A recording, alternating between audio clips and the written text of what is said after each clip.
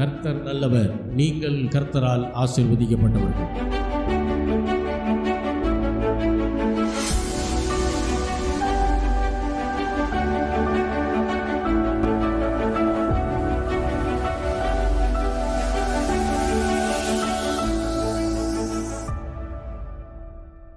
கர்த்தருடைய வார்த்தைக்கு நேராய் நாம் திரும்புவோம்.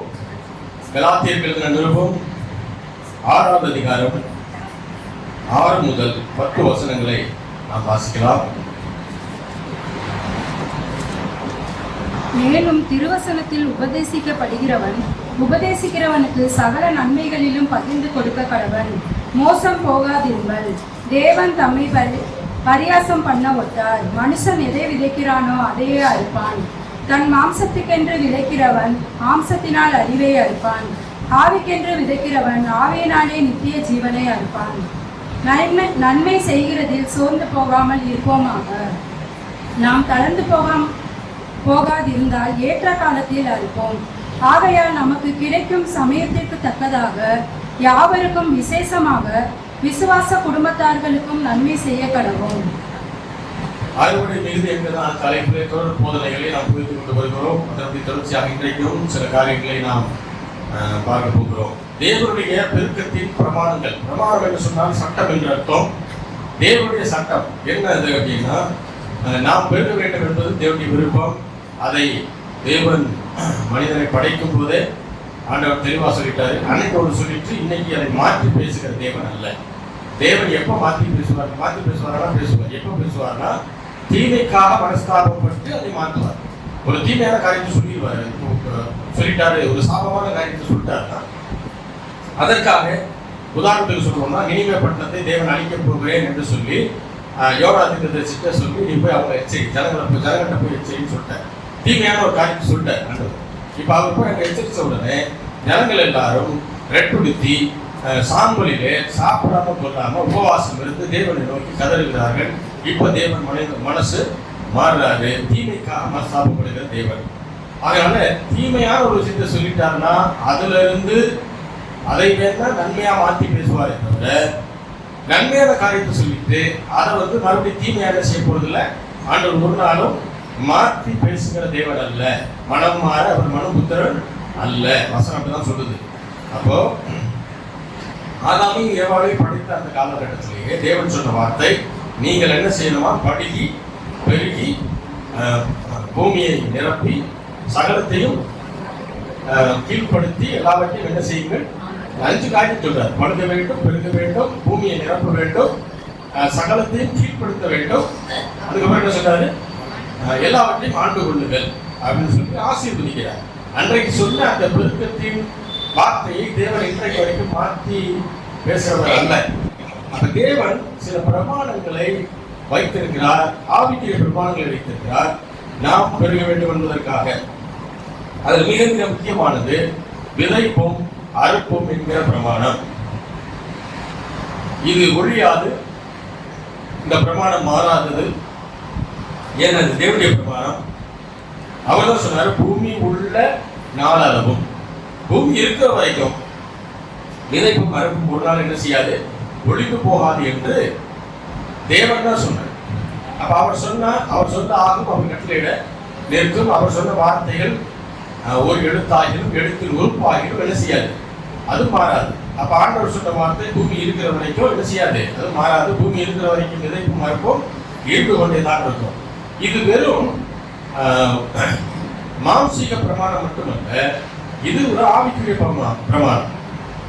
அப்ப தேவனுடைய பிரமாணங்களை, அதாவது விதைப்பும் மரபும் இருக்கிற பிரமாணங்களை யார் விசுவாசித்து அதை செயல்படுத்துகிறார்களோ அவர்களுக்கு அறுவடை உண்டு, பலன் உண்டு. அதை விசுவாசிக்காத ஆளுக்கு என்ன இல்லை, அதற்கான பலன் கிடையாது. அதனால சிலர் வசனங்களை விசுவாசிக்க மாட்டாங்க. விசுவாசிக்காததுனால அதை செயல்படுத்தவும் மாட்டார்கள். செயல்படுத்தாததுனால அவர்களுக்கு எந்த பலனும் கிடையாது. ஏன்னா நீங்க சாதாரணமாக யோசிச்சு பார்க்கலாம்.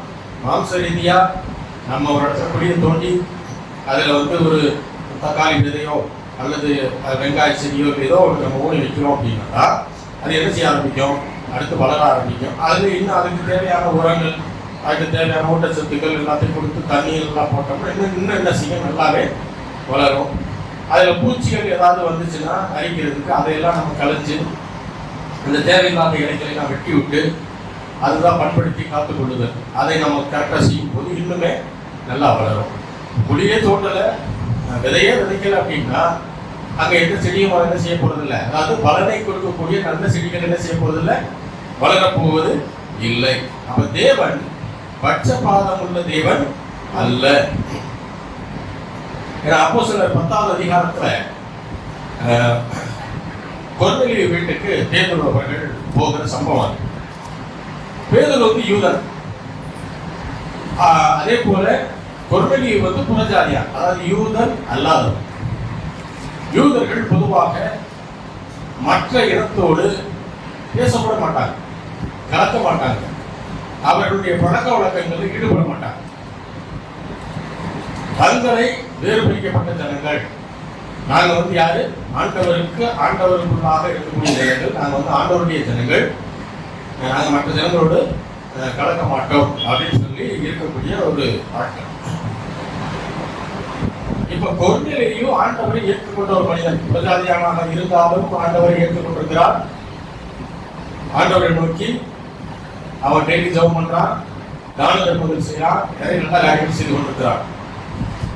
இப்ப பேதுருவுக்கு ஆண்டவர் ஒரு தரிசனத்தை காட்டுகிறார். அந்த தரிசனத்தில் வானத்திலிருந்து ஒரு பெரிய எல்லா மிருகங்களும் இருக்கக்கூடிய ஒரு பந்தல் மாதிரி ஒன்று இறங்கி வருது. அதில் பார்க்குறாரு எல்லா மிருகங்களும் இருக்குது. இப்போ ஆண்டோடைய வார்த்தை வருது, எல்லாத்தையும் என்ன செய்ய அடிச்சு புசின்னு சொல்லும் போது பேதுரு கேட்கிறார், ஆண்டவரே இதுல தீட்டு உள்ள மிருகங்களும் இருக்குது. ஏன்னா பழைய பாட்டில் நியாயப்பிரமாணத்தில் சொல்லப்பட்டிருக்கு எதெல்லாம் தீட்டு உள்ள மிருகங்கள், எது தீட்டு இல்லாத மிருகங்கள், எதை சாப்பிடறது இல்லை சாப்பிடக்கூடாதுன்னு இருக்கு. அந்த பகுதியை கொஞ்சம் எடுத்து வச்சுங்க. எப்பயுமே வீட்டில் இருக்கும்போது எடுத்து வச்சுக்கிட்டீங்கன்னா அதை கொஞ்சம் படிச்சு மனப்பாடம் பண்ணிக்கிட்டீங்கன்னா அதில் இருக்கிற ஆண்டவர் எது சாப்பிடலாம்னு சொன்னாரோ அதை சாப்பிட்டுட்டு எது வேணாம்னு சொன்னாரோ அதை வந்து கொஞ்சம் அவாய்ட் பண்ணிட்டு விட்டுட்டோம்னா கொஞ்சம் நல்லா இருக்கும், உடம்புக்கு ஹெல்த்தியா நல்லா இருக்கும். இப்போ பேதுரு கேட்கிறாரு, இதுல எல்லா மிருகங்களும் இருக்கு, தீட்டு உள்ள மிருகங்களும் இருக்குது, இதை போய் அடிச்சு புசிக்கிறது அப்படின்னு சொன்ன உடனே ஆண்டவர் சொல்றாரு, நான் அந்த தீட்டை விளக்குனதுக்கு அப்புறம் நீ எப்படி அதை தீட்டு சொல்லுவ? நீ அப்படி சொல்லக்கூடாது, நீ எடுத்து சாப்பிட்டு. இப்ப இந்த விஷயம் என்னன்னா, அதை சாப்பிடுறது விஷயம் இல்லை. ஆண்டவர் எதற்காக தரிசனத்தை கொடுத்தாரு அப்படின்னா, நீ புறஜாதிகளுடைய வீட்டுக்கு போறதுக்கு யோசிக்க, புறஜாதிகளுக்கும் சுவிசேஷம் வேலை செய்யப்பட வேண்டும், அறிவிக்கப்பட வேண்டும். அவங்களுக்காகவும் தான் நான் கல்வாரியில மரிச்சேன். அதை நீங்க எல்லாரும் கொண்டு போகணும்னு சொல்றதுக்காக தான் ஆண்டவர் அப்படி ஒரு தரிசனத்தை அவருக்கு காண்பிக்கிறார். அதே போல கொர்நேலியுக்கும் ஆண்டவருடைய வார்த்தை வருது, தேவனுடைய தூதன் சொல்றார், நீ என்ன பண்ண, பேதுருன்னு ஒருத்தர் இந்த மாதிரி இந்த இடத்துல இருக்கிறார், அவரை கூப்பிட்டு அனுப்பு அப்படின்னு சொன்ன உடனே ஒரு 3 பேருக்கு அனுப்புறேன். கொர்நேலியு 100க்கு அதிபதி, 100 பேருக்கு அதிபதி. அப்போ அவன் அனுப்பிச்ச ஆளுகள் யாரா இருப்பாங்க? அவங்க மிலிட்டரியில இருந்தா போயிருப்பாங்க. எல்லாம் மிலிட்டரியில ஒரு தலைவனா இருக்கிறான். மிலிட்டரியில இருந்து 3 பேர் போய் பேதுருவை கூப்பிடும் போது பேதுருக்கு எப்படி இருக்கும்? கொஞ்சம் யோசனையா தான் இருக்கும். என்னடா அது திடீர்னு அரசாங்கத்துல இருந்து வர்றாங்களே. அப்ப அவங்க வந்து சொல்றாங்க, அதோட வாசிக்கலாம். அப்போஸ்தலர் 10வது அதிகாரம் 34வது வசனம். அப்பொழுது பேதுரு பேசத் தொடங்கி, தேவன் பட்சபாதம் உள்ளவர் அல்லவே. இப்போ பேதுருவை அழைக்க அனுப்புகிறார். பேதுரு அங்க வர்றாரு. வந்ததுக்கு அப்புறம் கொர்நேலியு பேதுருவுக்கு செய்ய வேண்டிய சகல மரியாதையும் செய்கிறார். பேதுரு உள்ள வந்தா என்ன செய்யறாரு? சகல மரியாதையும் பேதுருவுக்கு யார் செய்யறதுங்க? கொர்நேலியு யாரு? ஒரு புறஜாதியா, ஆனா ஆண்டவரை ஏற்றுக்கொண்ட ஒரு புறஜாதி, அதாவது யூதன் அல்லாதவர். இப்ப அந்த கொர்நேலியு அவர் தேவனை விசுவாசிக்கிறதுனால தான் வீட்டுக்கு ஒரு பிரசங்கியார் வர வந்த உடனே என்ன செய்யறார்? பேதுரு பிரசங்கியார் வந்த உடனே அவர் என்ன செய்யறார்? அந்த வசனம் எடுத்து நம்ம வாசிக்க. அப்போஸ்தலர் 10வது அதிகாரம். அந்தபடியே நான் உடனே உம்மிடத்திற்கு ஆள் அனுப்பினேன், நீ வந்தது நல்ல காரியம். இல்ல, அதாவது 25வது வசனம் வாசிங்க. பேதுரு உள்ளே பிரவேசித்து பேதுரு உள்ளே நுழையும் போது கொர்நேலியு அவனுக்கு எதிர்கொண்டு போய் பேதுருக்கு எதிர்கொண்டு போய் அவன் பாதத்தில் விழுந்து பணிந்து கொண்டான். இது பொதுவா யூதர்களுக்கு கொஞ்சம் மரியாதையா ஒருத்தவங்களை நினைக்கிறாங்க அப்படின்னா செய்வாங்க. நம்முடைய கலாச்சாரத்திலே அது உண்டு. காலில் விழுகிறதுன்றது பெரியவங்களை பார்த்தா காலில் விழுவாங்க. குறிப்பா இந்திய கலாச்சாரத்தில் அது உண்டு. வட இந்தியர்களுக்கு அது நிறையா இருக்கு. நம்ம சைடு அவ்வளோ இல்லை, அங்கே நிறையா இருக்குது. சரி, அடுத்து பேதுரு அவனை தூக்கி எடுத்து எழுந்திரும். நானும் ஒரு மனுஷன் தான். என்ன சொல்றாரு? என்னை கடவுள் ஆக்கிறாருப்பா, நான் கடவுளுடைய மனிதன் தான், ஆனா நானும் யார் தான்? மனுஷன் தான். நாங்கள் எல்லாம் விழுகாத அப்படிங்கிறார். அடுத்து அவனுடனே பேசிக்கொண்டு உள்ளே போய் அநேகர் கூடி வந்திருக்கிறதை கண்டு அவர்களை நோக்கி அந்நிய ஜாதிகளுடனே கலந்து அவனிடத்தில் போக்குவராய் இருக்கிறோம். யூத நாடாளுக்கு விளக்கப்பட்டிருக்கிறது என்று நீங்கள் அறிந்திருக்கிறீர்கள். அப்படி இருந்தும் எந்த மனுஷனையும் வீட்டுள்ளவன் என்றும் அசுத்தன் என்றும் நான் சொல்லாதபடிக்கு பேதுரு என்ன சொல்றாரு? உள்ள பார்க்கும்போது நிறைய புறஜாதிகள் உட்கார்ந்துருக்காங்க. அங்க ஒரு பிரேயர் மீட்டிங் நடக்கும்போது எல்லாரையும் கூப்பிட்டு உட்கார வச்சிருக்காரு. இப்ப அதை பார்த்த உடனே பேதுரு சொல்றாரு, யூதர்கள் பொதுவாக மற்ற புறஜாதிகளோடு கலக்கக்கூடாதுன்றது உங்களுக்கும் தெரியும், எனக்கும் தெரியும். ஆனாலும் தேவன் பரிசுத்தமாக்கினதை நான் தீட்டென்று சொல்லக்கூடாது என்று தேவன் எனக்கு சொல்லி இருக்கிறார். ஆகையினால் அவன் என்னை எதுக்காக கூப்பிட்டு விட்டீங்க கேட்கிறார். இப்போ அவர் என்ன செய்கிறார்? கொர்நேலியு அவரை கூட்டிட்டு அவர் சொல்றாரு, நான் இந்த மாதிரி உபவாசம் பண்ணி ஜெபம் பண்ணிட்டு இருந்தேன். அப்ப என்ன ஒரு பிரகாசமுள்ள வஸ்திரம் தரித்த ஒரு மனிதன் எனக்கு முன்பாக நின்று தேவதூதன் வர்றார். உன்னுடைய ஜெபம் கேட்கப்பட்டது, உன்னுடைய தான தர்மங்கள் தேவனுடைய சன்னிதியிலே நினைத்தரப்பட்டது. நீ யோப்பா பட்டணத்துக்கு ஆள் அனுப்பு, பேதுரு என்கிற ஒரு மறுபெயர் கொண்ட சீமோனை என்ன செய்ய வரவழைப்பாயாக அப்படின்னு சொல்றாரு. எதுக்காக இப்ப பேதுருவா அவர் கூப்பிட சொல்றாரு? கொர்நேலியு ஆல்ரெடி ரட்சிக்கப்பட்ட மனுஷன், வீட்டுல டெய்லி ஜெபம் பண்றாரு, வெளியில தான தர்மங்கள் நிறைய பண்றாரு, நல்ல மனுஷனா வாழ்றாரு. அவரை குறித்து யாரை கேட்டாலும் அவர் ரொம்ப நல்ல மனுஷங்க, அவரால் முடிஞ்ச உதவியை செய்வாருங்கன்னு சொல்றாரு. இப்போ கொர்நேலியு வீட்டுக்கு பேதுரு எதற்காக வர வேண்டும்? பேதுரு எதுக்காக கூப்பிட்டனுப்போனே ஆண்டவர் சொல்றாரு. ஏன்? 34வது வருஷம். அப்பொழுது பேதுரு பேசத் தொடங்கி. என்னவங்க? பேசத் தொடங்கி. பேதுரு என்ன செஞ்சாரு? பேசத் தொடங்கி. அப்படின்னா என்ன இருக்கும்? பேசத் தொடங்குறதுன்னா என்னது? பேதுரு அங்க நின்று என்ன பண்றாரு? அப்போ ஆண்டவர் என்ன சொல்றாருன்னா, தம்பி கொர்நேலியு, நீ டெய்லி ஜெபம்லாம் பண்ற, தான தர்மம்லாம் பண்ற, ரொம்ப நல்ல விஷயம். ஆனா உனக்கு என்ன தேவை? இப்போ தேவனுடைய வசனம் தேவை, தேவனுடைய வார்த்தை உனக்கு தேவை. அதை பிரசங்கிக்கக்கூடிய பிரசங்கியார வீட்டுக்கு கூப்பிட்டு என்ன செய்ய? ஜெபம் பண்ணுன்னு சொல்லல, என்ன செய்ய சொன்னாரு? எதுக்காக கூப்பிடணுன்றாரு? அவரை கூப்பிட்டு அவர்கிட்ட அவரை பிரசங்கம் பண்ண சொல்லி நீ உட்கார்ந்து என்ன செய்ய? அப்ப பிரசங்கியாருடைய வேலை என்ன? மெயினான வேலை என்ன? சிலர் நினைக்கிறாங்க, நான் டெய்லி ஜெபம் பண்றேன், சர்ச்சுக்கு போகணும்னு அவசியம் இல்லை, நான் டெய்லி ஜெபம் பண்றேன், காலையில் 1 மணி நேரம் பண்றேன், சாயந்தரம் 1 மணி நேரம் பண்றேன், நிறைய என்னால் முடிஞ்ச நல்ல காரியங்களை நான் வெளியில் செய்கிறேன், நான் சர்ச்சுக்கு அவ்வளோ ரொம்ப போறதில்லை, எந்த சர்ச்சு சரியில்லை, இந்த சர்ச்சு ஒன்றும் சரி கிடையாது, பிரசங்கியார் சரி கிடையாது, நான் சர்ச்சுக்கு போறதில்லை, சர்ச்சில் நான் ஒன்றும் கொடுக்க மாட்டேன், நான் அதுக்கு பதிலாக வெளியில் ஏழை எளிய மக்களுக்கு என்ன செய்வேன்?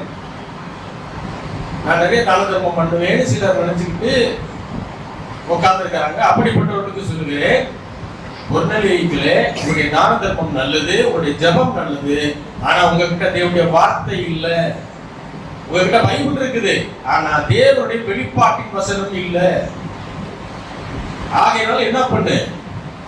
சர்ச்சு இருந்தா சர்ச்சுக்கு போய் உட்கார்ந்து தேவனுடைய வார்த்தையை பிரசங்கம் பண்ணுங்க. பிரசங்கியா சொல்றத முதல்ல என்ன செய்ய? உட்கார்ந்து அடங்கி கேளு. ஏன்னா கிறிஸ்தவனுடைய பெரிய பிரச்சனை என்னன்னா, இதுதான் பிரச்சனை. 1 மணி நேரம் உட்கார்ந்து ஒரு செய்தி கேட்க முடியாது.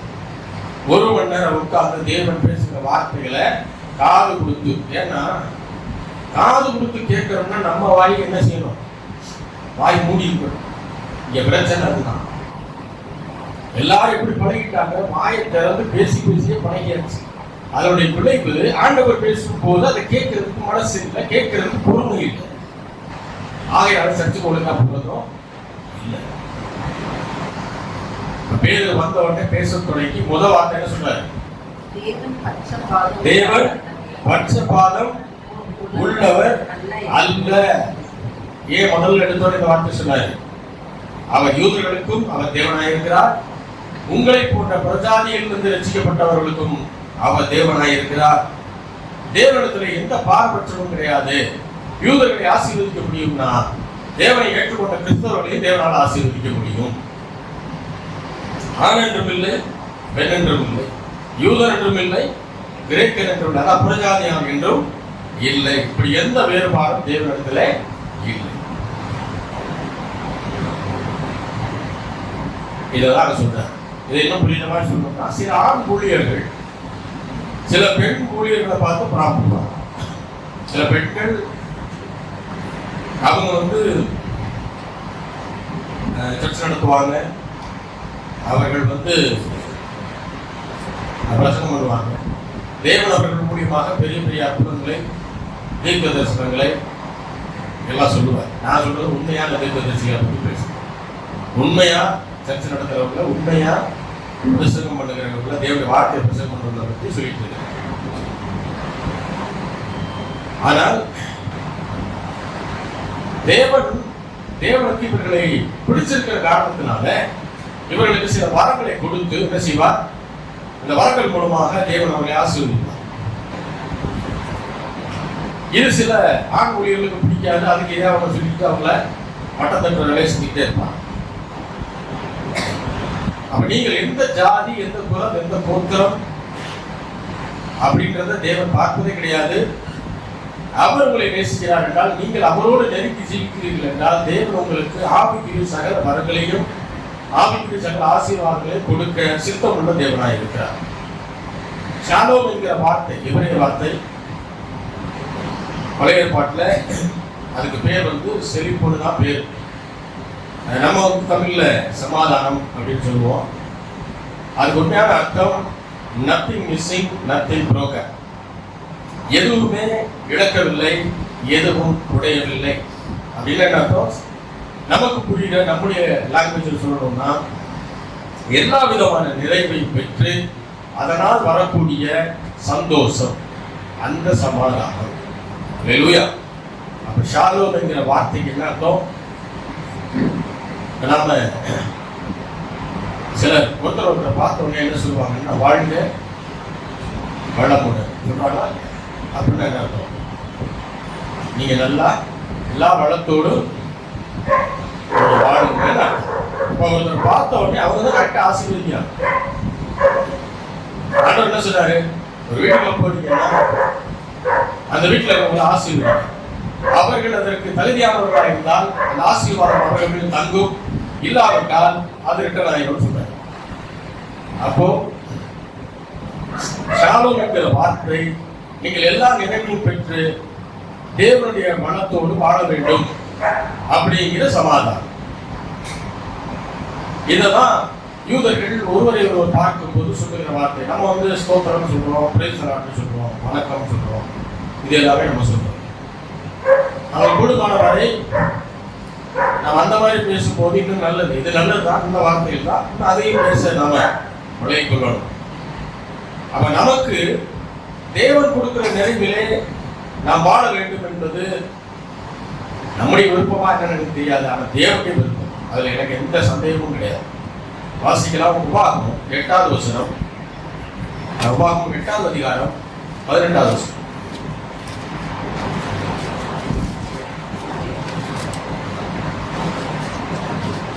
உபாகமம் 8:18.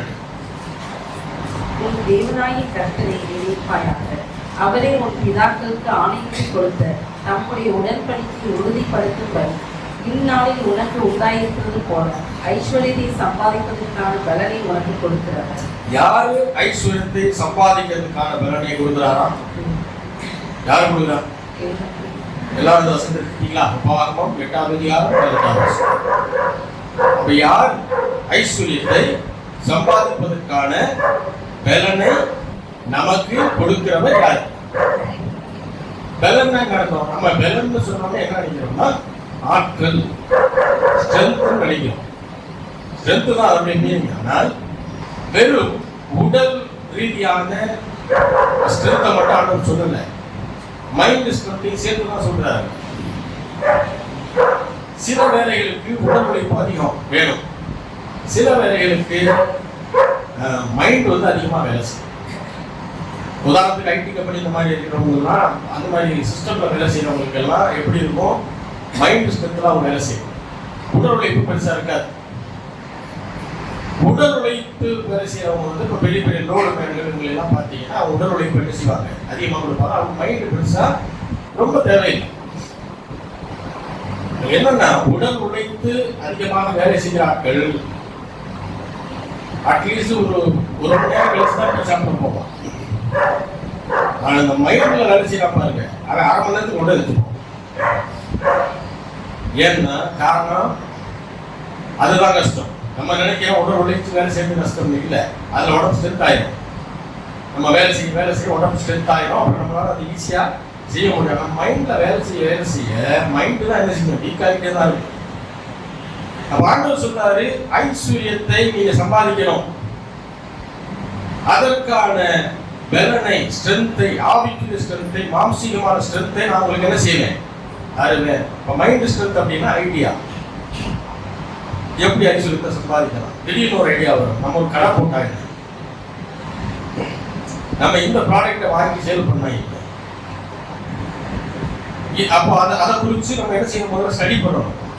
இந்த ஏரியாவில் அந்த மாதிரி இருக்குதா, இதை நம்ம எங்க கம்மியான ரேட்டுக்கு வாங்கலாம், இந்த எந்த ரேட்டு வரைக்கும் நம்ம கொடுக்கலாம், மற்றவர்கள் எவ்வளவு கொடுக்குறாங்க, நம்ம அதோட கம்மியாக கொடுத்தாதான் நமக்கு கூட்டப்படும், அதே நேரத்தில் நமக்கு லாபம். அப்படி இது எல்லாமே தேவன் கொடுக்கிற ஸ்ட்ரென்த். ஐஸ்வர்யத்தை சம்பாதிக்க பலனை கொடுக்கிறவர் கர்த்தர். இஸ்ரவேல் ஜனங்களை பார்த்து சொல்றாரு, ஏன் அப்படின்னா அவர்கள் அடிமைகளாக அரை கூலிக்கு வேலை செய்தவர். 430 வருஷம் எகிப்துல இருக்கிறாங்க, அதுல 370 வருஷம் அடிமைகளாக இருக்கிறார். 370 வருஷம் அடிமைகளாக இருக்கக்கூடிய ஒரு ஜெனரேஷன், அதனுடைய புத்தி எப்படிப்பட்ட புத்தியா இருக்கும், விசாலமான மைண்டா இருக்கும்னு நினைக்கிறீங்களா? கண்டிப்பா கிடையாது. தரித்திர புத்தியா தான் இருக்கும்,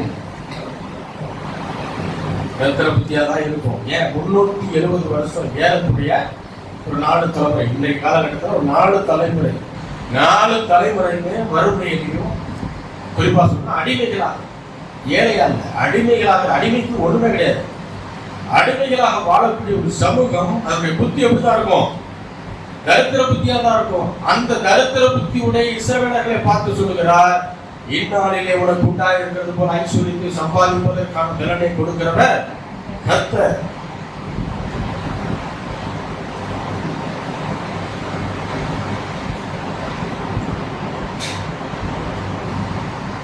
அப்ப இந்த அடிமையில பார்த்தா ஆண்டவர் சொல்றார், அடிமை புத்திய தரித்திர புத்தியை முதல் விட்டு ஒழிக்க.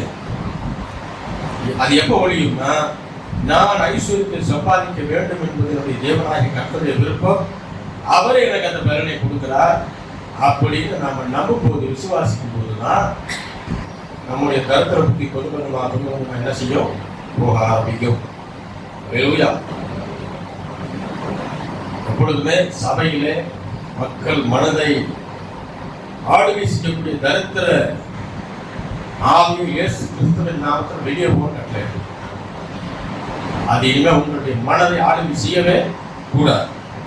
கஞ்சத்தனம் வேறு, சிக்கனம் வேறு, தரித்திரம் என்பது வேறு. எல்லாத்துக்கும் உண்டான வித்தியாசங்களை புரிந்து கொள்ளணும்.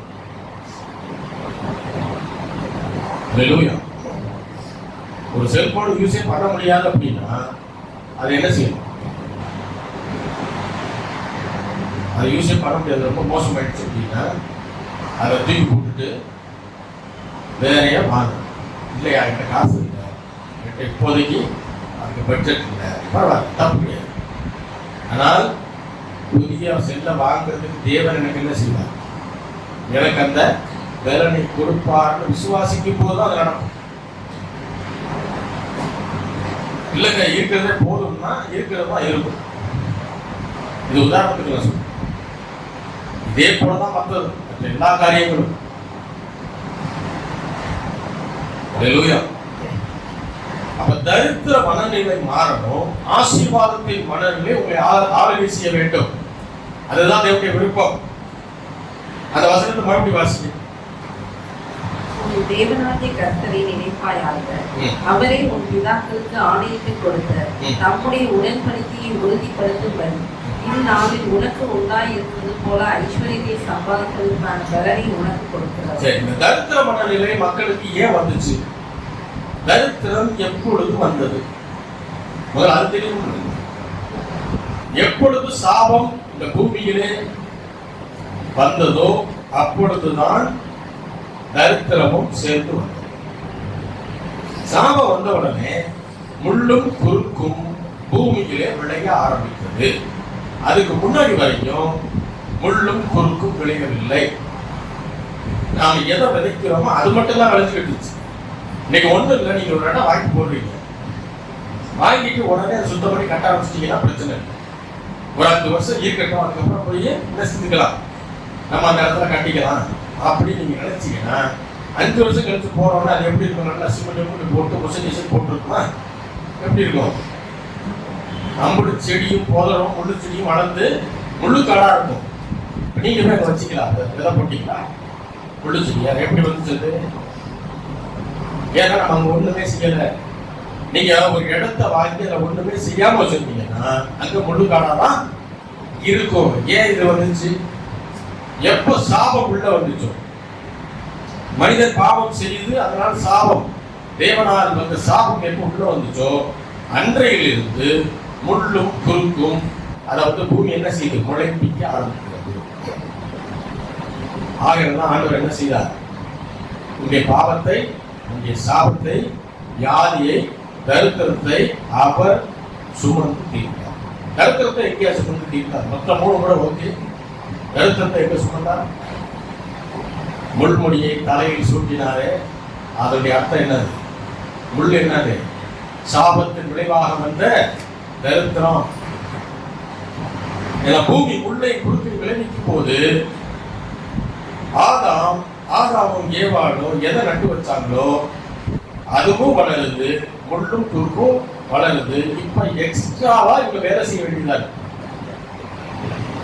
அவங்களுக்கு களைய பூரா எடுத்து ஒதுக்கி அதை பூரா அக்கினியில போட்டு சுட்டறிந்து விட்டு பின்பு நல்ல காரியங்கள் என்ன செய்யறவங்க அறுவடை செய்ய வேண்டியதா இருக்கு. முந்தி அப்படி கிடையாது.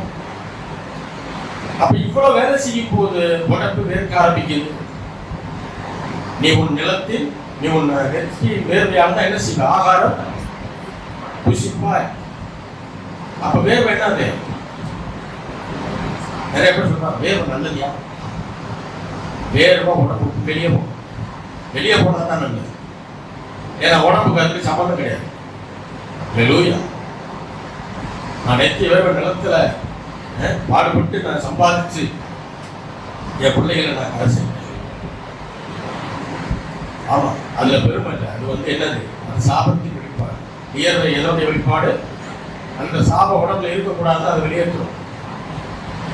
நான் சொல்றேன் பாருங்க, ஒரு இடத்துல ரொம்ப ஹீட்டா இருக்கு ஒரு ரூம்ல, இன்னொரு ரூம்ல ஏசி போட்டுருக்கு. எங்க போய் உட்காரு? உங்களுக்கு வேர்க்கவே இல்லை, நீங்க நார்மலா இருக்கீங்க, நல்லா பீஸ்ஃபுல்லா இருக்கீங்க. இப்போ உங்களை 2 ரூம்ல கொடுத்து இதுல நீங்க எங்க போய் உட்காரணும் உட்காருன்னு சொல்றேன். எங்கதான் போய்? ஏங்க வேர்க்கல, உடம்பு நல்லா தான் இருக்குது. வேர்த்தா கூட நம்ம என்ன செய்வோம்? ஏசியை நோக்கி ஓடுவோம். வேர்வெல்லாம் அடங்க முடியாது. ஆனால் உங்களுக்கு வேர்க்கவே நல்லா இருக்கீங்க, நல்லா ஃபேன் காத்துல உட்காந்து வர்றீங்க. ஆனா இப்போ போய் உட்கார சொல்ல எங்க தான் போய் உட்காரோம்? இது யாருடைய தன்மை? ஏசியில தான் போய் உட்காரோம். ஏன்? நாம் யாருடைய தன்மையை உருவாக்கப்பட்டோம்? தேவனுடைய சாயல், தேவனுடைய தன்மை இல்லையா? அவர் எங்க உட்கார்ந்துருக்காரு? லிட்டரலா எங்க இருக்காரு? எழுத்துப்படியாக அவர் எங்க இருக்காரு? பரிசுத்த ஆவியானவர் நமக்குள்ள இருக்காரு. இயேசு கிறிஸ்து எங்க இருக்காரு? பரலோகத்தில் இருக்கிறார். பரலோகம் எப்படிப்பட்டது? ஹீட்டா இருக்குமா, கூலிங்கா? கூலிங்கா தான்.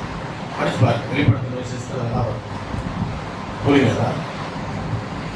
அவருடைய தன்மையினால் உண்டாக்கப்பட்டதுனால நாம எதை நோக்கி தான் ஓடுவோம்?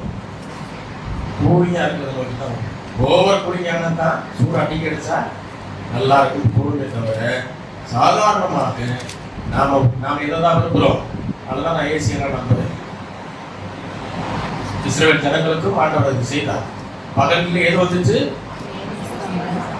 ஏசி வந்தது, ஏர் கண்டிஷனர் வந்தது. நைட்ல எது வந்தது? ஹீட்டர் வந்தது, அக்னிஸ்தம். ஏன்னா வனாந்திரம் உள்டாவா இருக்கும். பகல்ல எப்படி இருக்கும்? பயங்கர ஹீட்டா இருக்கும். நைட்ல எப்படி இருக்கும்? பயங்கர கூலிங்கா இருக்கும். அதுதான் நைட் அக்னிஸ்தம்பம். அப்ப அந்த கூலிங் என்ன செய்தாரு? அவர் நியூட்ரலைஸ் பண்ணார். பகல்ல மேகஸ்தம்பம். அந்த ஹீட்டை வந்து என்ன பண்றாரு? கூல் பண்றாரு. அவருடைய ஜனங்கள் வனாந்தரத்திலேயே இருந்தாலும் சரி, அவங்க கஷ்டப்படக்கூடாதுன்னு நினைக்கிற நல்ல தேவன் தான் நம்முடைய தேவன். ஹல்லேலூயா. இது நிறைய ஊழியர்களுக்கு புரிய மாட்டாங்க, நிறைய விசுவாசிக்கு புரியாதனால தான் கண்டதை இஷ்டத்துக்கு பேசிட்டு இஷ்டத்துக்கு பேசு. ஆண்டவருடைய நல்லா இருக்கணும்னு நினைக்கல, நீ நல்லா வாழணுன்றதுக்காக அவனை தெரிஞ்சிருக்கல, இப்படிலாம் பேசிட்டு. ஆகினாலும் தரித்திர மனதிலே மாற வேண்டும். சாபம் வந்ததுக்கு அப்புறம் அந்த புல்லும் குறுக்கும் தரித்திரத்தை வெளிப்பாடு. அந்த தரித்திரத்தை ஆண்டவராகிய இயேசு கிறிஸ்து கல்வாரி சிலுவையில் சுமந்து தீர்த்தார். முன்முடியாக மாற்றி தன்னுடைய தலையை வைத்துக் கொண்டார். அதை சுமந்தார். ஏன் சுமந்தார்? அவர் சுமந்து நம்முடைய பாவங்களுக்கு, சாபங்களுக்கு, வியாதிகளுக்கு, தரித்திரங்களுக்கு பரிகாரத்தை ஏற்படுத்தினார். இன்றைக்கு நாம் அந்த தரித்திரத்திலே வாழ வேண்டிய கட்டாயம் இல்லை, அவசியம் இல்லை. எல்லாரும் வேலைக்கு போயிங்க. மாசமான அதுல என்ன வரும்? சம்பளம். சம்பளம் தான் என்னது? பணம். பணம் எதுக்கு? பணம் எதுக்குங்க? இல்லையா? ரொம்ப வந்து கிரிட்டிக்கலான விஷயங்கள்லாம் கேட்குறீங்க. பணம் தான் என்னது உங்களுக்கு தெரியாது, நாங்கள் கையில் தொட்டு கூட பார்த்தது இல்லையா அப்படின்னு நினைக்கிறீங்களா? பணம் எதற்காக? நம்ம அவர்களை வாடகை வீட்டில் தான் வாடகை கொடுக்கணும். சாப்பிடணும்னா அதற்கான உணவு பொருட்களை வாங்கணும். இதெல்லாம் இப்போ நல்லா வாழணுன்றதுக்கு தான் என்னது? அந்த பணம். அப்போ அந்த பணத்தை சம்பாதிக்கிறது எங்கே போகணும்? வேலைக்கு போகணும். அப்ப நம்ம வீட்டில் இருக்கக்கூடிய குறைவை நிறைவாக்குவதற்காகத்தான் எங்க போகணும்? வேலைக்கு பணத்தை சம்பாதிக்கணும். ஹல்லேலூயா. மீண்டும் வாசிப்போம். உபாகமம் 8:18.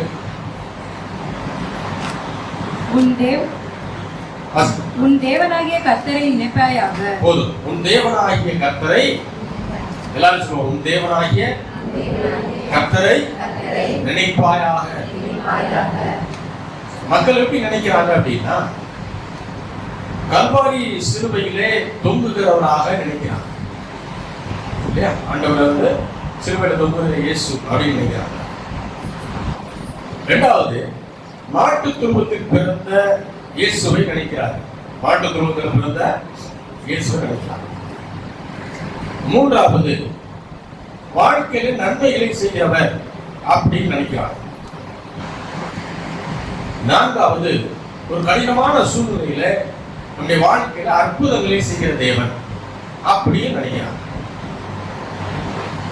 ஐந்தாவது, உயிர்த்தெழுந்த இயேசு கிறிஸ்துவாக நினைக்கிறார்கள்.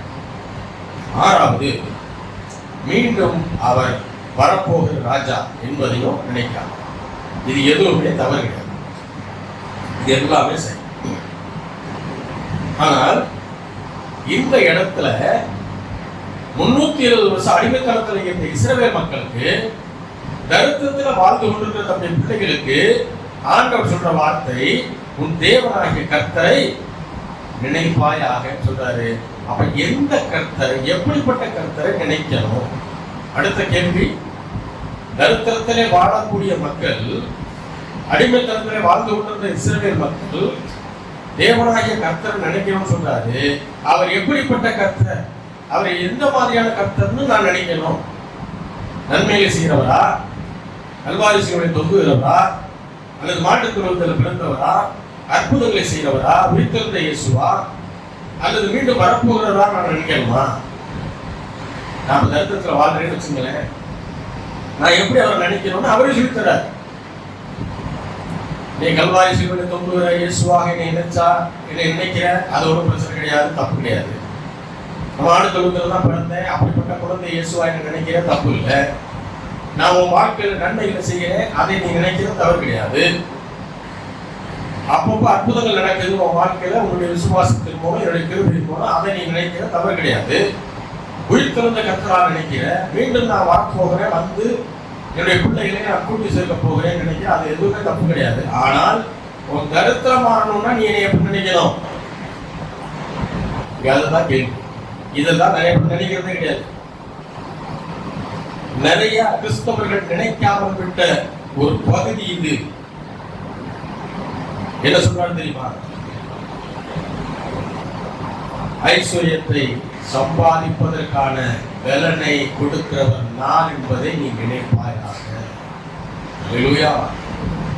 ஆண்டவர் எவ்வளவு நல்ல ஆண்டவர். எப்படி சொல்றாரு? தேவனாகிய கர்த்தரை நினைப்பாயாக. ஏன்னா அவரே உன் பிதாக்களுக்கு முன்னோர்களுக்கு ஆணையிட்டு கொடுத்த தம்முடைய உடன்படிக்கையை என்ன செய்யணுமா? காப்பாற்றணும், உறுதிப்படுத்தும்படி அவர் ஏற்கனவே உங்களுடைய முற்பிதாக்களுக்கு என்ன செஞ்சிருக்காரு? ஒரு பிராமிஸ் பண்ணியிருக்காரு. அந்த பிராமிஸ அவர் காப்பாற்றணுன்றதுனால இந்நாளில் இன்னைக்கு உனக்கு ஐஸ்வர்யத்தை சம்பாதிப்பதற்கான அந்த ஸ்ட்ரென்த்தை கொடுக்கிற தேவன் நான் என்பதை நீ என்ன செய்ய நினைச்சு பாரு. அல்லேலூயா. நிறைய கிறிஸ்தவர்கள் எதை விட்டுறாங்கன்னா, ஐஸ்வர்யத்தை கொடுக்கிற தேவனை விட்டுவிட்டு ஐஸ்வர்யம் எந்த வழிகளில் வருகிறதோ அந்த வழியை பிடிச்சுக்கிறாங்க. இங்கதான் தப்பு நடக்குது. அது தவறு. ஐஸ்வர்யம் எந்த வழிகளில் வருதோ அல்லது யார் மூலமா வருதோ அவங்களை பிடிச்சுக்கிறாங்க, வழியை பிடிச்சுக்கிறாங்க, ஆளங்காக்கா பிடிச்சுக்கிறாங்க. அவங்களுக்கு பிரியமான எல்லாம் செஞ்சுட்டே இருப்பாங்க. அவங்க இவங்களுக்கு விரோதமான, இவங்க சிந்தனைக்கு விரோதமான ஒரு காரியத்தை சொன்னாலும் என்ன செய்ய மாட்டாங்க, அவங்களை எதிர்த்து பேச மாட்டாங்க. ஏன்னா அவங்களால இவங்களுக்கு என்ன நடக்கணும், சில ஆதாயங்கள் உண்டு. இதுதான் தவறு.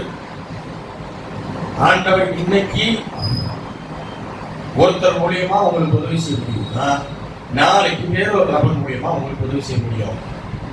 யார் உதவி செய்தார்களோ அந்த நபர்கள்ல, அந்த நபர் மூலமாக யார் உதவி செய்தாரோ அவரை விட்டுறக்கூடாது.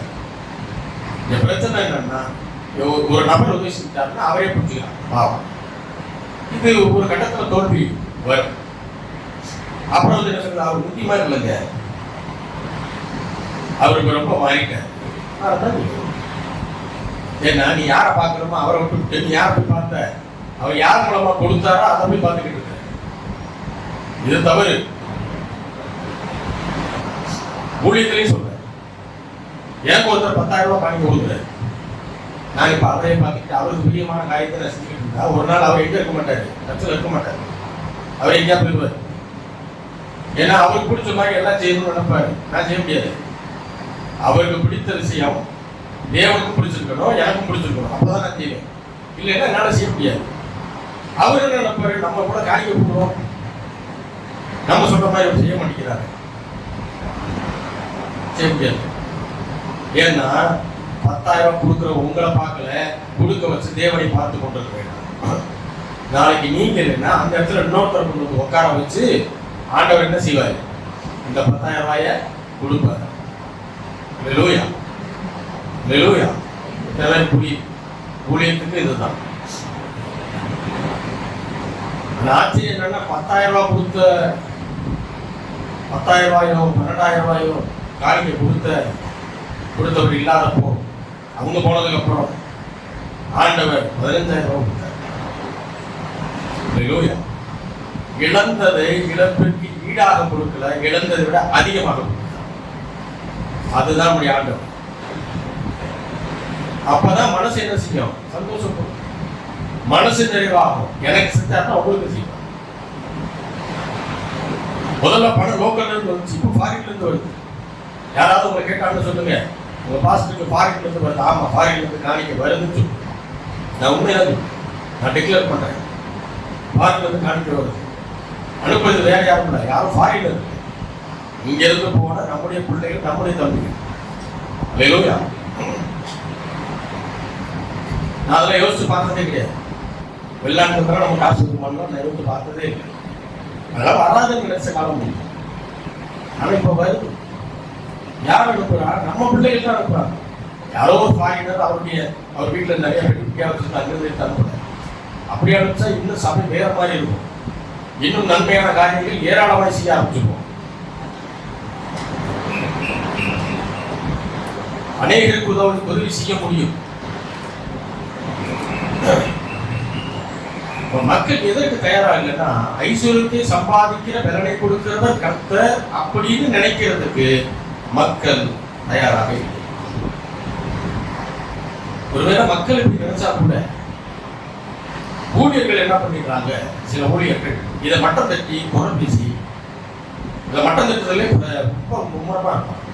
நான் அந்த மாதிரிலாம் நிறைய பிரச்சனை கேட்கிறேன்.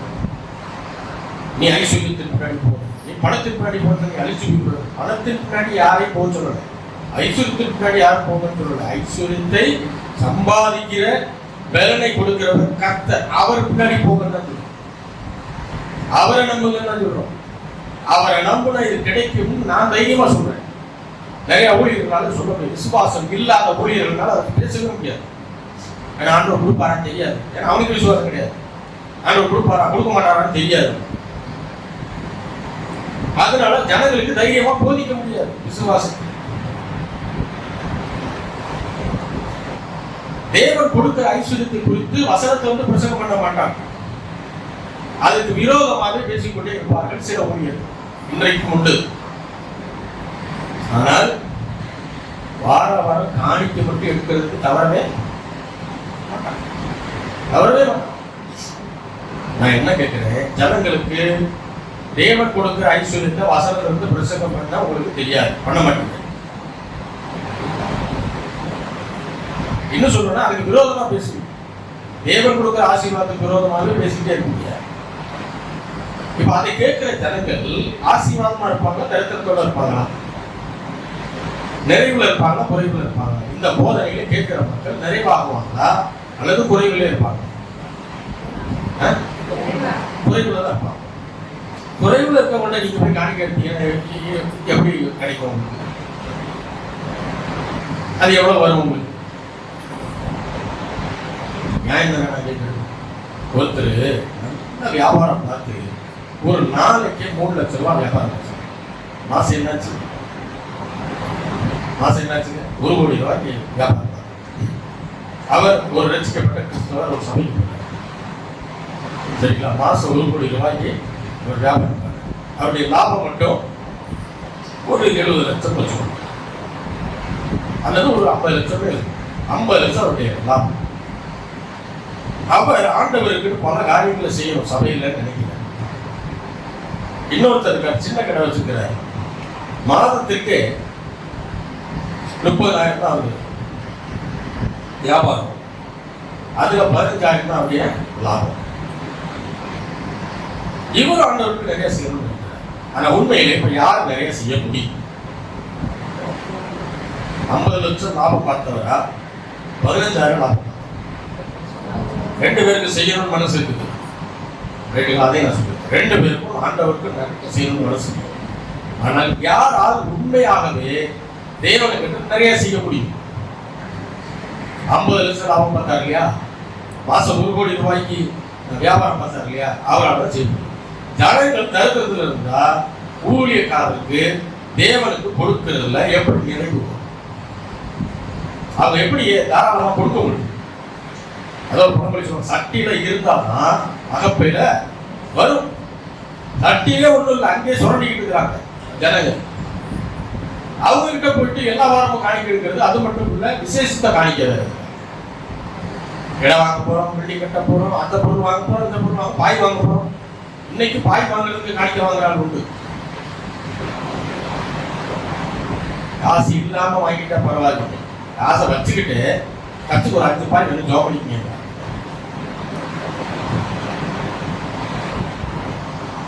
ஆனால் டெய்லி வெளியில் போய் டீ சாப்பிடலாம். சரி, 2 டீ 30 ரூபா. ஒரு 5 நாள் டீ சாப்பிடாம பார்த்தா ₹1 வாங்க செய்ய முடியுமா முடியாதா? செய்யறதா? அது எல்லாத்துக்கும் ஜனங்களை கேட்டு வாங்கிட்டு நல்லா அரிச்சு அவங்களை ஓட்டாண்டி ஆக்கி எல்லாத்தையும் கேட்டு. ஆனா ஒரு நாள் தேவன் கொடுக்கிற ஆசீர்வாதத்தை பிரசங்கம் பண்றதே கிடையாது. 40 பேருக்கு பண்றோம், 50 பேருக்கு பிரசங்கம் பண்றோம், 30 பேர் விசுவாசிச்சாலும் 30 பேரும் இன்னைக்கு இருக்கிற நிலைமையை விட அடுத்த வாரம் வரும்போது, அடுத்த மாசம் வரும்போது அவருடைய நிலைமை, பொருளாதார நிலைமை இன்னும் மேம்பட்டு இருக்கும். விசுவாசிக்கிறவர்களுக்கு தான் எல்லாம். அப்படி மேம்பட்டு இருக்கும் போது அவர்களால் இன்னும் அதிகமாகவே தேவனுக்கு செய்ய முடியும். தேவனுடைய ராஜ்யத்தை கட்டணும்னா நீங்கள் ஒவ்வொருவரும் ஐஸ்வர்யவான்களாய் மாற வேண்டும். தரித்திர புத்தி நீங்களும் ஆசீர்வாதத்தின் மனநிலை உங்களுடைய மனதை ஆளுகை செய்ய வேண்டும். அல்லேலூயா.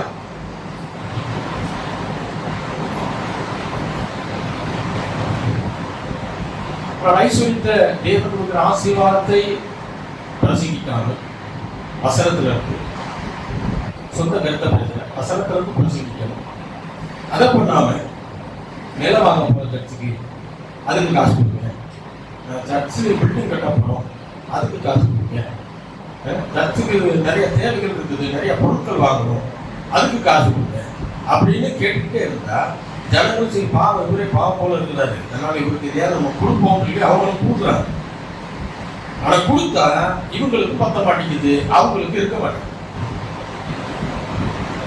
இப்ப எப்படி தேவனுடைய ராஜ்யத்தை நீங்கள் கட்டணும் பாருங்க. இந்த ஊழியத்துக்கு சாட்சியா சொல்றேன், பெருமையா சொல்றேன். ஊழியத்துக்கு வந்த புதுசுல லாஸ்ட்ல மட்டும்தான் சேரணும்,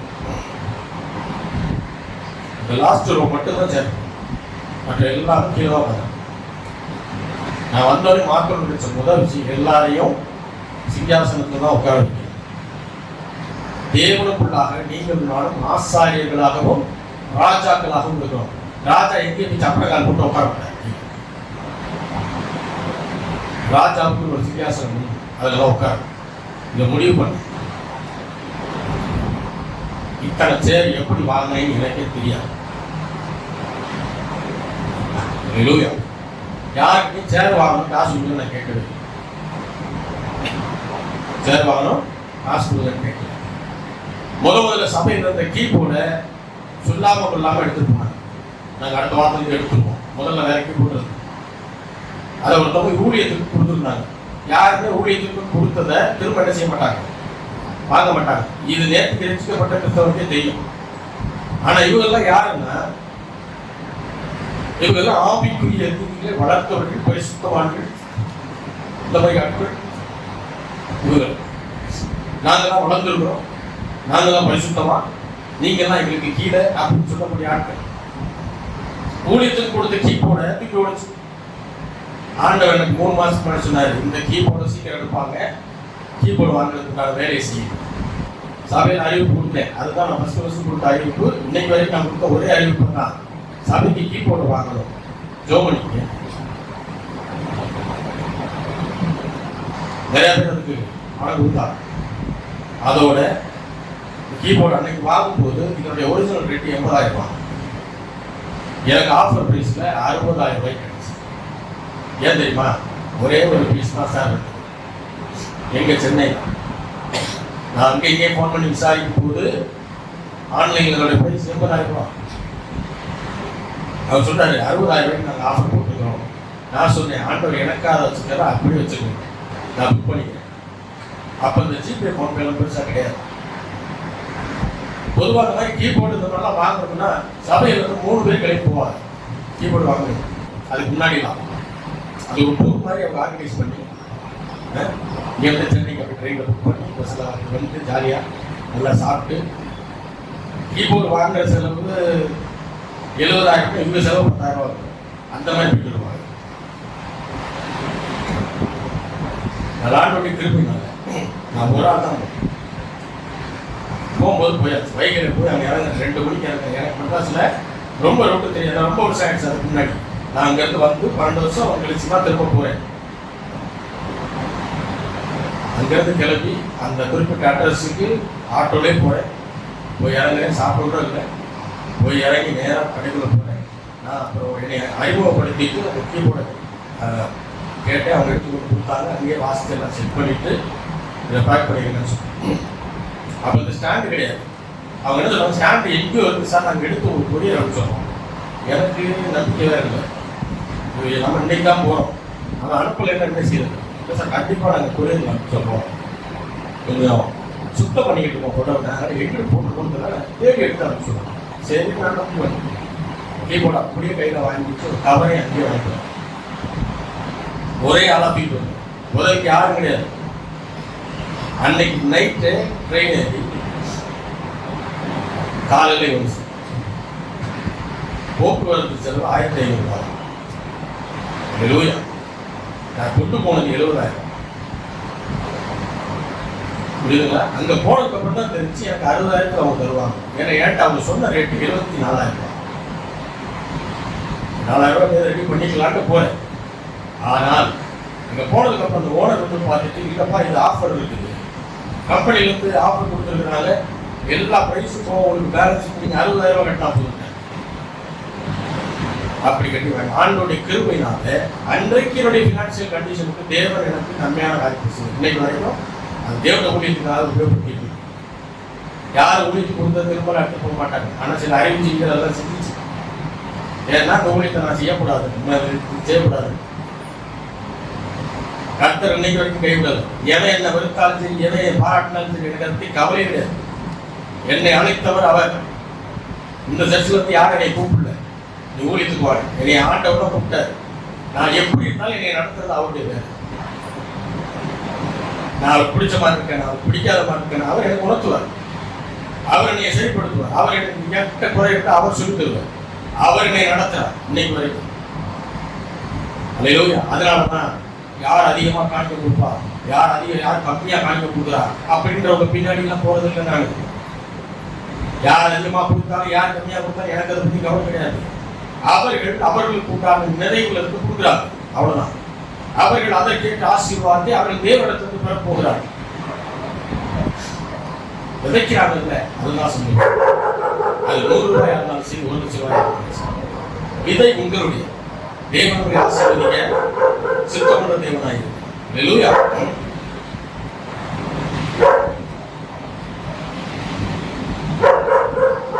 நீங்கள் தேவனுடைய ஆசீர்வாதத்திலே நீங்கள் வாழும் போதுதான் தேவனுடைய ராஜ்யமாகிய சபையை, ஊழியத்தை நீங்கள் கட்ட முடியும். இன்னைக்கு டிவியில தான் ஊழியர் செய்யறாங்க நிறைய பேர். அவங்க எல்லாம் எப்படி செய்ய முடியும்? ஒரு 1/2 மணி நேர ப்ரோக்ராமுக்கு சில லட்சங்கள் செலவாகும்னு சொல்றாங்க. எப்படி செய்யறாங்க அவங்க? ஒரு சேனல் காட்டு, நாங்கள் ஜோம் பண்றோங்க, எங்களுக்கு 1/2 மணி நேரம் ஸ்லாட் கொடுங்க கொடுத்துருவாங்க. கண்டிப்பா கிடையாது. அவங்களுக்கு என்ன கொடுக்கணும்? பணம் கட்டணும். தேவனுடைய ஆசீர்வதிக்கிறதுனால, அவர்களுடைய வியூவர்ஸை ஆசீர்வதிச்சதுனால, அவர்கள் இவர்களுக்கு காணி கொடுக்கறதுனால இவர்கள் அந்த பணத்தை கட்டி என்ன செய்யறாங்க? ஊழியத்தை இன்னும் விஸ்தரிக்கிறாங்க. அப்ப ஒரு சபை பெருகிறோம் அப்படின்னா அதுல இருக்க விசுவாச மக்கள் கருத்து முதல்ல வேரோட புட்டிக்கு முதல்ல எழுதி. இதுக்கு நம்ம இருக்கிற ஏரியா ரொம்ப முக்கியம். அது பெரிய பங்கு இதுல இருக்கு. நம்ம இருக்கக்கூடிய ஏரியா வந்து பெரிய பங்கு இருக்கிறது. இது என்னுடைய வசனம் இல்லை, இது என்னுடைய அனுபவம். சில ஏரியாக்கள் உட்கார்ந்து இருக்கும் போது புத்தி மாறவே மாறாது, கருத்து புத்தி அப்படியே பிக்ஸடா இருக்கும். ஆனால் சில ஏரியாவை காலி பண்ணி சில ஏரியாவுக்கு போனீங்கன்னா முதல்ல தேவன் எப்பயுமே ஆசீர்வதிக்கிறதுக்கு முன்பாக உங்க மைண்ட தான் என்ன செய்யும்? பெருசாக. மைண்டு பெருசாகாம ஆசீர்வாதம் உங்களை வந்து அடையவே முடியாது. ஏனென்றால் மைண்டை பெருசு பண்ணாம தேவன் உங்களுக்கு எதை கொடுத்தாலும் உங்களால வாங்க முடியாது. அல்லேலூயா. செகண்ட் கார் தான் வேணும்னு நினைச்சேன். புது கார்ல இப்ப வாங்க மாட்டேன் நான் முடிவு பண்ணிட்டேன். அதனால செகண்ட் கார் ஆர்டர் கொடுத்தாங்க. ஒருவேளை புது கார் தான் நான் வாங்கணும்னு அன்னைக்கு நினைச்சிருந்தேன். தேவன் எனக்கு என்ன செய்திருப்பார்? புது காரை வாங்குறதுக்கு உண்டான பொருளாதார தேவை சந்தோஷம். நான் கேட்டது தான் ஆர்டர் கொடுத்தேன். எனக்கு அது எந்த வருத்தமும் கிடையாது. கருத்திர புத்தி மாறும். ஆசீர்வாதத்தின் மனநிலை உங்களை ஆளுகை செய்ய வேண்டும். தேவன் கொடுக்கிற ஆசீர்வாதம் அதுல ஒரு நாள் என்ன செய்யாதீங்க, அதுல நீங்க வந்து காம்ப்ரமைஸ் பண்ணாதீங்க. எதை செய்தாலும் நியாயமா வாரத்துல 6 நாள் போய் வேலைக்கு போறோம். எதுக்காக போறோம்? பணம் சம்பாதிக்க. எதுக்கு பணம் சம்பாதிக்கணும்? நல்லா இருக்கும். வறுமை இருக்கக்கூடாது, உணவு பற்றாக்குறை இருக்கக்கூடாது, வீட்டுல எந்த பொருளாதார குறையும் இருக்கக்கூடாது. அதனாலதான் 6 நாள் ஓடுறோம். ஆனா சில விசுவாசிகளுக்கு வாரத்துல முதல் நாள் ஞாயிற்றுக்கிழமை ஆசீர்வாதம் பிரசன்ட் நடக்கும். அவங்க நினைக்கிறாங்க ஆசீர்வாதம் ஐஸ்வர்யம் மட்டும் நினைக்கிறாங்க. இல்லை, நல்ல வாழ்க்கை, வெற்றி, தெய்வீக சுகம், ஐஸ்வர்யம், 4 சேர்ந்ததுக்கு பேர் தான் ஆசீர்வாதம். ஆசீர்வாதத்துக்கு விரோதமா பேசுகின்ற கோயிலே தான் நடப்பீங்க. யாராலும் சரி, ஆன்லைன்ல பாக்குற யாராலும் சரி, ஆசீர்வாதத்துக்கு விரோதமான மனநிலை இருந்துச்சுன்னா வியாதி சீக்கிரம் வந்து பிடிக்கும். ஏனென்றால் தெய்வீக சுகம் ஆசீர்வாதத்தின் ஒரு பகுதி. ஆபிரகாமின் ஆசீர்வாதத்தில் உண்டு. ஆபிரகாமின் ஆசீர்வாதத்தை ஆண்டவராகிய இயேசு கிறிஸ்துவின் மூலமாக கல்வாரி சிலுவை மரணத்தின் மூலமாக உங்களுக்கு எனக்கும் அவர் கொடுத்தார். நிறைய பேர் நினைக்கிறாங்க ஆசீர்வாதத்துக்கு விரோதமா பேசுறது ஐஸ்வர்யத்துக்கு விரோதமா பேசுறது. இல்ல, ஐஸ்வர்யம் ஆசீர்வாதத்துக்கு ஒரு பகுதி. நீங்க ஆசீர்வாதத்துக்கு விரோதமா பேசுறீங்கன்னா உங்களுக்கு இருக்கக்கூடிய நல்ல குடும்ப வாழ்க்கை சீரட்டு போய். ஆசீர்வாதத்துக்கு விரோதமா பேசிக்கிட்டே இருந்தீங்கன்னா நீங்க பார்க்கிற வேலை ஸ்தலத்துல வெற்றியை இழந்து தோல்வியை தழுவ ஆரம்பிச்சிருந்தீங்க. ஞாபகம், எதை செஞ்சாலும் நியாயமாசம். தேவன் கொடுக்கிற ஆசீர்வாதத்தை நம்புங்க.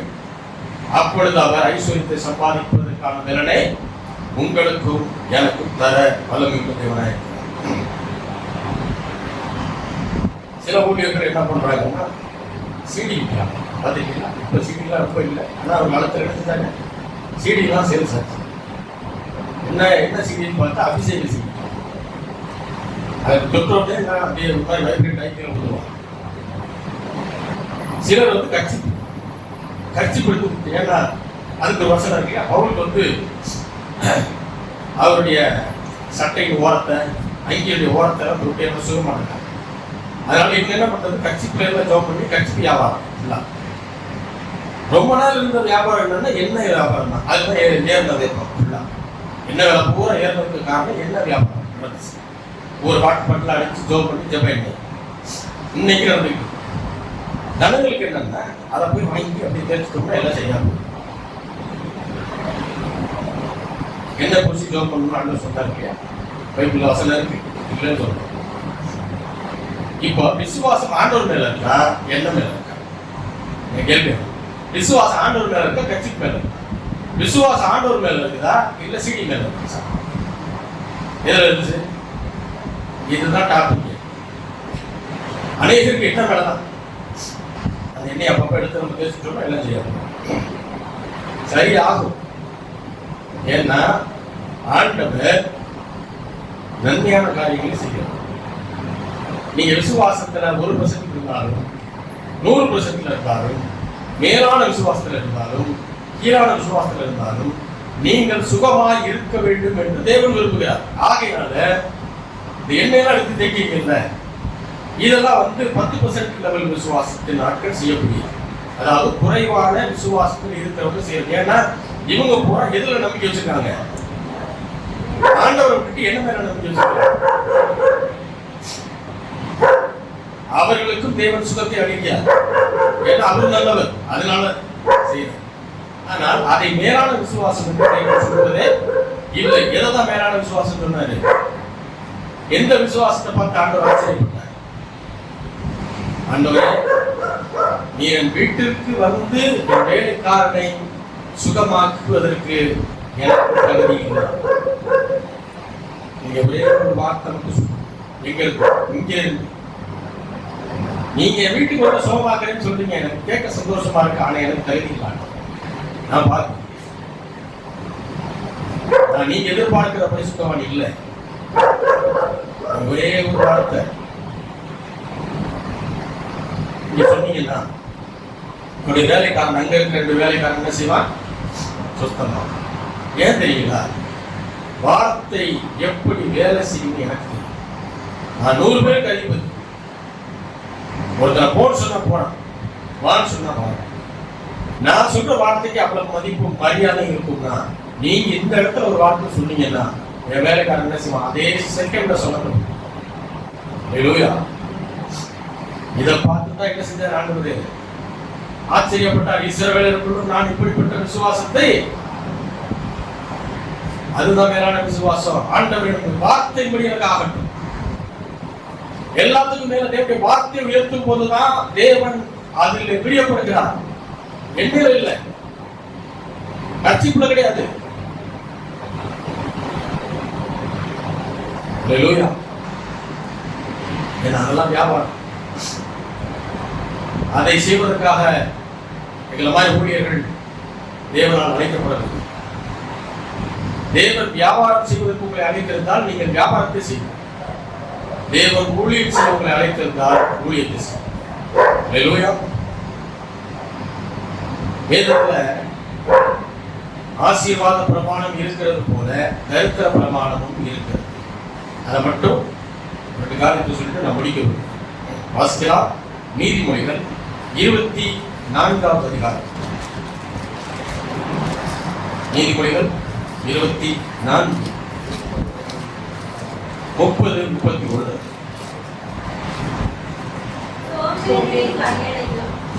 மதியீனனுடைய திராட்சை தோட்டத்தையும் கடந்து போனேன்.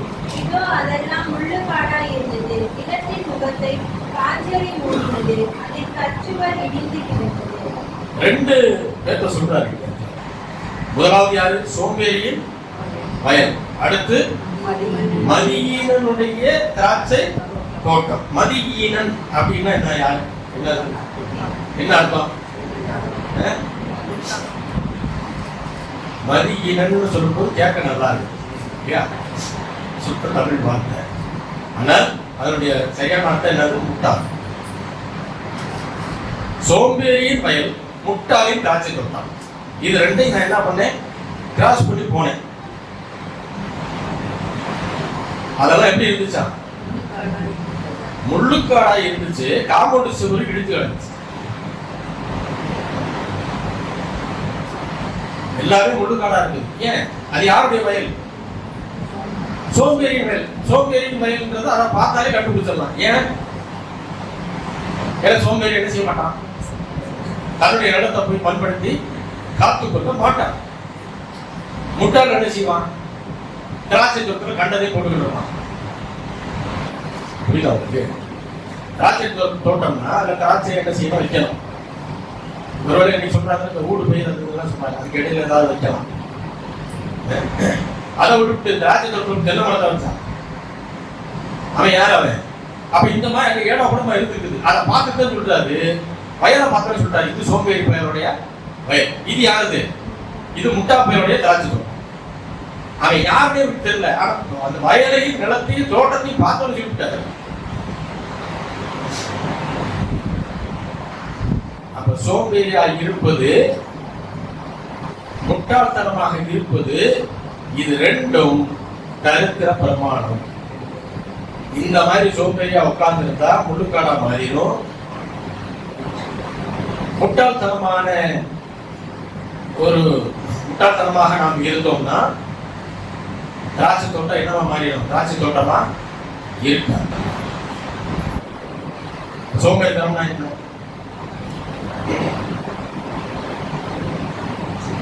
புரியுற மாதிரி சொல்லணும்னா, வீட்டில் சோஃபா இருக்கு.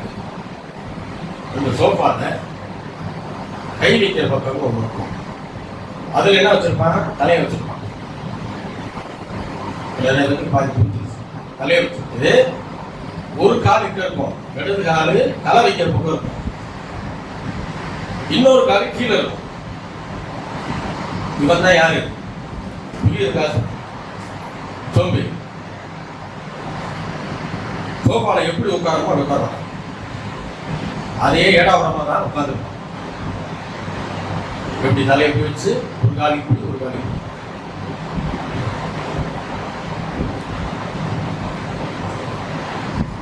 எந்த வேலையும் செய்யாம இருக்கிறது. உங்களுக்கு தெரியும் அந்த அர்த்தம். சோம்பேறித்தனம்னா என்னது? எந்த வேலையும் செய்யாமல் இருக்கும். முட்டாள்தனம்னா என்ன? வேதத்தை படிக்காமல் இருந்தால் ஒரு ஆவிக்குரிய மனிதன் முட்டாளாக இருக்கும். ஏன்னா வேதம் தான் நம்முடைய பாதைக்கு என்னவா இருக்கான்? பாதைக்கு வெளிச்சம். உங்களுடைய கண்களின் விளக்கு எது? வேதம். கட்டளையே விளக்கு, வேதமே வெளிச்சம். வேதம் தான் வெளிச்சம். வெளிச்சமா இருக்க இடத்துல வேகமா நடந்து போகுமா? இருக்கா இருக்க இடத்துல வேகமா நடந்து போகுமா? சிறார் இருக்கா இருக்க இடத்துல தான் வேகமா நடந்து போகும். எங்க வீட்டுல பார்க்க ஒரு சின்ன நாய் உண்டு. அது வீட்டுல நல்லா கண்டுது, நமக்கு அது அது வேகமா நடந்து போகும். ஆனா நம்ம எல்லாம் எழுந்து போனோம்னா டார்ச் லைட் ஆன் பண்ணி அல்லது லைட்டை போட்டுட்டு அது எங்க படுத்துட்டு பார்த்து அதுக்கேற்ற மாதிரி காலை வச்சு போகணும். இல்லைன்னா அதை மீச்சு போவோம். நமக்கு வீட்டுல என்ன தெரியாது, கண்ணு தெரியாது. நம்ம ஆண்டவர் அப்படிதான் உண்டாக்குனா. ஆனா அவங்களுக்கு என்ன செய்யும்? நல்லா தெரியும், அதை பார்க்க ஓடும். அப்போ வெளிச்சமாக இருக்கிற பகுதியில் தான் நம்ம வேகமா நடக்க முடியுமே தவிர இருட்டான பகுதியில் என்ன செய்ய முடியாது.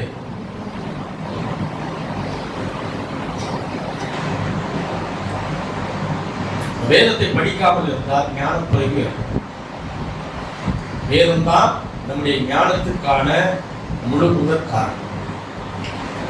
நான் பேசுறது எல்லாமே உலகத்தின் கருத்தை எடுத்து நான் பேசுறேன். எல்லாமே வேதத்தின் வசனத்தை வச்சுதான் என்ன செய்யறேன், பேசுறேன். இதெல்லாம் நம்முடைய வாழ்க்கைக்கு பிராக்டிக்கலா ஒத்து வருதா இல்லையா நாம பேசுற காரியம்? அப்ப இதெல்லாம் எங்க இருந்தா பேசுறோம்? அப்ப வேதத்துல எல்லாமே இருக்குது. வேத கர்த்தருடைய வேதத்திலே என்ன செய்யணுமா? தேடி வாசிக்கணும். ஒவ்வொன்றும் அங்கங்க இருக்கும். நம்ம தான் என்ன செய்யணும்? ரெகுலரா வாசிக்கும் போது அந்த ஞானம் நமக்கு சோம்பலாய் இருக்கக்கூடாது. வாழ்க்கையில அடுத்து என்ன செய்ய வேண்டும் என்கிற சிந்தனை இருக்கணும். இந்த ரெண்டு விஷயம். சோம்பலா இருக்கக்கூடாது, வாழ்க்கையில் அடுத்து என்ன செய்யணும்ன்ற சிந்தனை இருந்து கொண்டு பிள்ளைகள் படிச்சு முடிச்சதும் கண்டிப்பா என்ன செய்யணும்? என்ன செய்யணுங்க? கல்யாணம். அது எனக்கு முன்னாடி ஜெனரேஷன் இருக்கலாம். இப்பெல்லாம் செய்யணும். பிள்ளைகள் படிச்சு முடிச்சது என்ன செய்யணும்? குறைஞ்சது 2 வருஷம் 3 வருஷத்துக்கு அது என்ன செய்யணும்? அவருடைய படிப்புக்கு வேலைக்கு முதல்ல போகும். அது அவர்களுடைய நாளை எதிர்காலம் குடும்ப வாழ்க்கைக்கு நல்லது.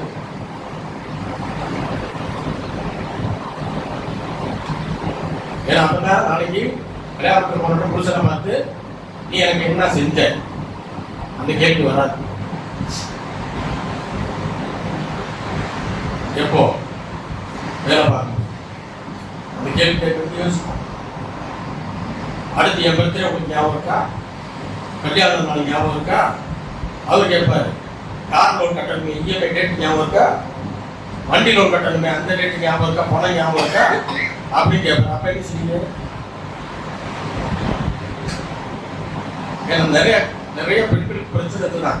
நம்ம பிறந்த நாள் ஞாபகம் வச்சுக்கல, நம்ம கல்யாண நாள் ஞாபகம் வச்சுக்கல, நமக்கு சர்ப்ரைஸ் பண்ணல.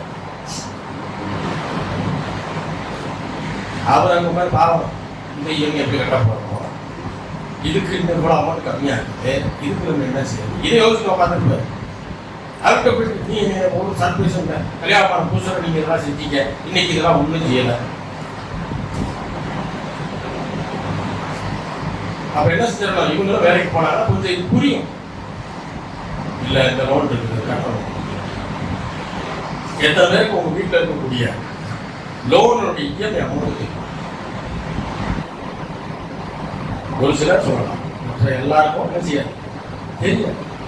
ஆனால் உங்களுக்கு உங்கள் கல்யாண நாள் நல்லா தெரியும், உங்கள் பிள்ளையுடைய பிறந்தநாள் தெரியும், உங்கள் பிறந்தநாள் தெரியும், உங்கள் அம்மாவுடைய பிறந்தநாள் தெரியும், அவருடைய பிறந்தநாள் தெரியும், எல்லாம் தெரியும். ஆனால் அவருக்கு சில நேரத்தில் அவர் பிறந்தநாளே மறந்து போகும். எனக்கு மறந்து. ஏன்னா என்ன ஓடும்? இந்த லோனை கட்டணும், இந்த லோன் இத்தனாம் தேதி இந்த லோன் வருமே, 10ஆம் தேதி அந்த லோன் வருமே, இதை கட்டணும், இதுக்கு என்ன செய்ய, அதுக்கு என்ன செய்ய. ரைட்ஸ் இந்த பிள்ளைகள் படிச்சு முடிச்சோம் வேலைக்கு போகும். வீட்டில் பெரியவங்க கல்யாணம் பண்ணி சொன்னா இல்லை 3 வருஷம் ஆகணும்னு சொல்லி வாசிக்கலாம். நீதிமொழிகள் 6வது அதிகாரம் 6ல இருந்து வாசிக்கலாம்.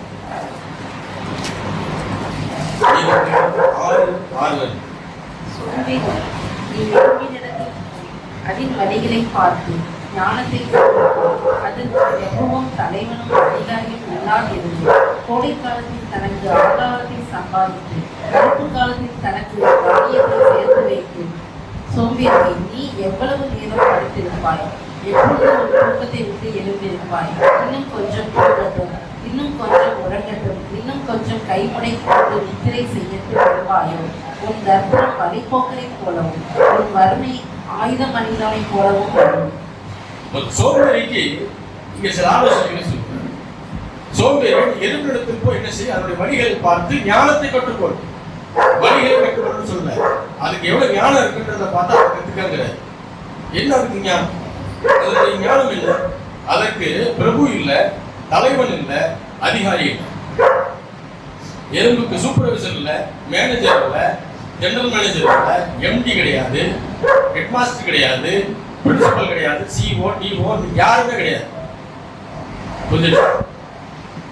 ஆனா அது என்ன செய்யுது, உயர் அதிகாரிகள் யார் இருந்தாலும் சரி இல்லைனாலும் சரி அதற்கு கொடுக்கப்பட்ட வேலையை அதை செஞ்சுக்கிட்டே இருக்குது. சரியா இப்ப ஆண்டவர் சொல்றாரு, சோம்பேறியே இந்த ஞானத்தை முதல்ல என்ன செய்ய கற்றுக்கோ. இது சோம்பேறிகளுக்கு தான், எல்லாருமே நல்லா வேலை செய்யறவங்க இது நல்லா செய்யும். இதை நாம் செய்யும் போது உண்மையாய் நேர்மையாய் நம்ம கொடுக்கப்பட்ட வேலையை நம்ம செய்யும் போது தேவன் நம்மை உயர்த்த சித்தமுள்ள தேவனாய் இருக்கிறார். ஹல்லேலூயா. அப்ப சோம்பேறியாய் இருப்பதும் முட்டாள்தனமான காரியங்களை செய்வதும் தரித்திர பிரமாணத்தை ஆக்டிவேட் பண்ணிடுவோம். தரித்திர பிரமாணத்தை என்ன செய்யும், வாழ்க்கையில கொண்டு வரும்.